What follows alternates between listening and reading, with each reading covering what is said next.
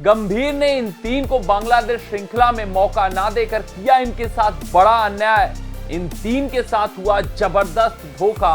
अगर बांग्लादेश श्रृंखला भी नहीं तो कब मिलेगा इनको मौका? हाँ, बांग्लादेश श्रृंखला के पहले टेस्ट मुकाबले के लिए स्क्वाड का ऐलान हो गया है। कौन सी 15 सदस्यीय स्क्वाड है ये अब तक पता चल गया होगा आपको, और हम अपने इस वीडियो में आपको बताते भी चलेंगे कि वो 15 सदस्यीय स्क्वाड क्या है।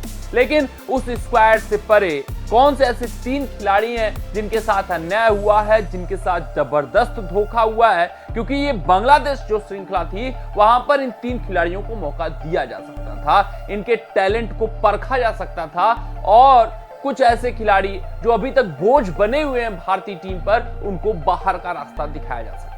लेकिन ऐसा कुछ भी नहीं हुआ। उन तीन खिलाड़ियों को मौका नहीं मिला जो डिजर्व कर रहे थे, जिन्होंने अपने प्रदर्शन से छाप छोड़ा था, जिन्होंने चयनकर्ताओं को प्रभावित किया था, क्रिकेट प्रशंसकों को प्रभावित किया था और दिखाया था कि वो अंतर्राष्ट्रीय पटल के लिए तैयार हैं। लेकिन भैया किसी की भी न चली, किसी का नहीं सुना गया और उन तीन खिलाड़ियों के साथ अन्याय हुआ है।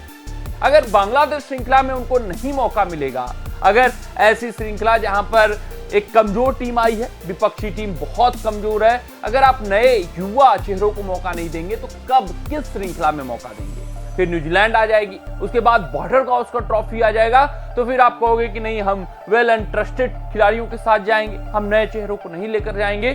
तो कब इनको मौका मिलेगा? आखिरकार वो कौन से तीन खिलाड़ी हैं और उनके साथ क्यों अन्याय हुआ है, इसको आइए हम समझते हैं। अगर हम बात करें सबसे पहले स्क्वाड ब्रेकअप की कि क्या स्क्वाड है, तो ये आपके स्क्रीन पर है। आपको पता चल गया होगा कि किन किन खिलाड़ियों को चुना गया है, क्यों चुना गया है, ये भी पता चल गया होगा। अब आते हैं, बात करते हैं किस खिलाड़ी के साथ सबसे बड़ा अन्याय हुआ है।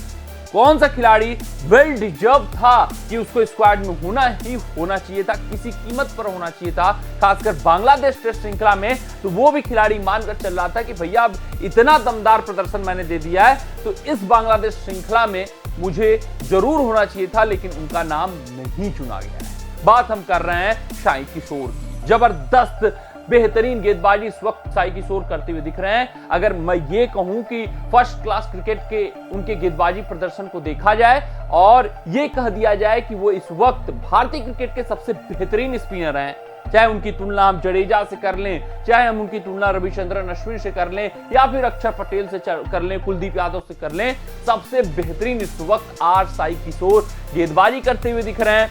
अगर इनका फर्स्ट क्लास आंकड़ा देखा जाए तो ये आपके स्क्रीन पर है। 40 मुकाबले, 168 विकेट, एवरेज पे गौर फरमाइएगा मात्र 23.88, मतलब हर 24 रन लगभग खर्च करके ये एक विकेट अपने नाम कर लेते हैं। और इकोनॉमी रेट भी देखिएगा मात्र 2.76। यही नहीं, अभी हाल फिलहाल बुची बाबू टूर्नामेंट चल रहा था, वहां पर जबरदस्त इन्होंने गेंदबाजी की थी। मुंबई के खिलाफ 7 विकेट एक पारी में झटक डाले थे। उसके बाद पिछले साल के रणजी संस्करण पे अगर आप फोकस करेंगे तो ये हाईएस्ट विकेट टेकर थे। तमिलनाडु ने सेमीफाइनल तक का सफर तय किया था तो सिर्फ साई किशोर के बेहतरीन प्रदर्शन के दम पर। अब इनको ना मौका मिला, वो भी बांग्लादेश टेस्ट श्रृंखला में नहीं मौका मिला, तो इस खिलाड़ी की कोई गलती नहीं है। इसका प्रतिभा जांचा जा सकता था, इसकी प्रतिभा देखी जा सकती थी, क्योंकि अगर आप फर्स्ट क्लास क्रिकेट के परफॉर्मेंस को तवज्जो नहीं देंगे, बांग्लादेश टेस्ट श्रृंखला में ऐसे खिलाड़ियों को मौका नहीं देंगे, उनके प्रदर्शन का इनको रिवार्ड नहीं देंगे, तो फिर कब देंगे, ये सबसे बड़ा सवाल बन बैठता है।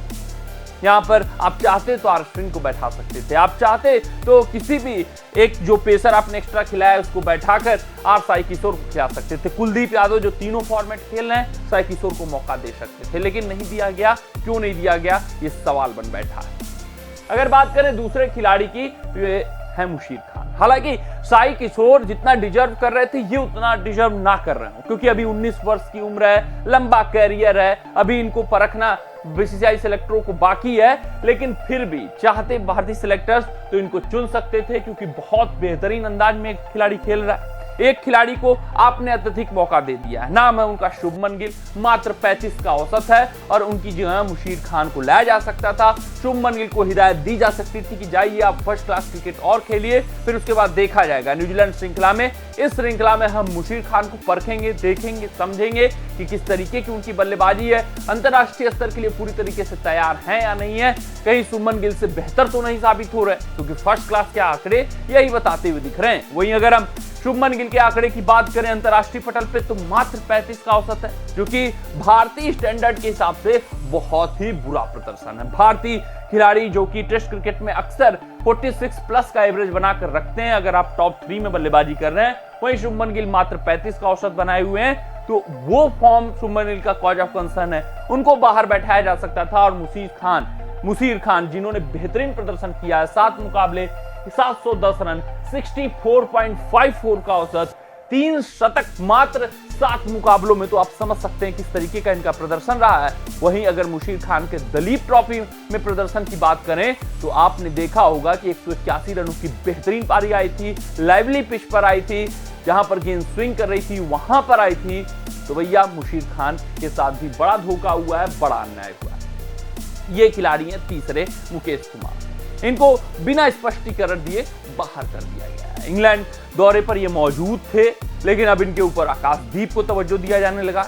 चलिए, आकाशदीप का लगातार परफॉर्मेंस आ रहा है, प्रदर्शन आ रहा है, उन्होंने जीता है, वो रिवार्ड उनको मिलना चाहिए था, वो अलग बात है, उस पर हम अलग चर्चा करेंगे। लेकिन यश दयाल किस समीकरण से आए? क्या वो मुकेश कुमार से बेहतर गेंदबाजी कर रहे हैं, या फिर आरसीबी में आने की वजह से उनका चयन आसान हो गया? ये सवाल बड़े खड़ा कर रहा है मुकेश कुमार, जो कि लगातार लंबे समय से भारतीय टीम में बने हुए हैं। ओडीआई भी खेल रहे हैं, T20 भी खेल रहे हैं, टेस्ट क्रिकेट भी खेल रहे हैं, और खासकर टेस्ट फॉर्मेट में ही इन्होंने शुरुआत की थी। इनको माना जा रहा था कि भैया टेस्ट फॉर्मेट के बेहतरीन गेंदबाज हैं, सिराज के बैकअप साबित हो रहे थे, बुमराह के बैकअप साबित हो रहे थे, लेकिन एकाएक इस खिलाड़ी को बाहर किया गया, बिना स्पष्टीकरण के बाहर किया गया। दलीप ट्रॉफी में भी मुकेश कुमार का प्रदर्शन बेहतरीन था, लेकिन उस प्रदर्शन को भी इग्नोर किया गया, यश दयाल का चुनाव किया गया और मुकेश कुमार को यहां पर मौका नहीं मिला। सवाल बड़े खड़े हो रहे हैं, इन तीन खिलाड़ियों के साथ अन्याय क्यों? खासकर साई किशोर और मुकेश कुमार का क्यों चयन नहीं हुआ है, जबकि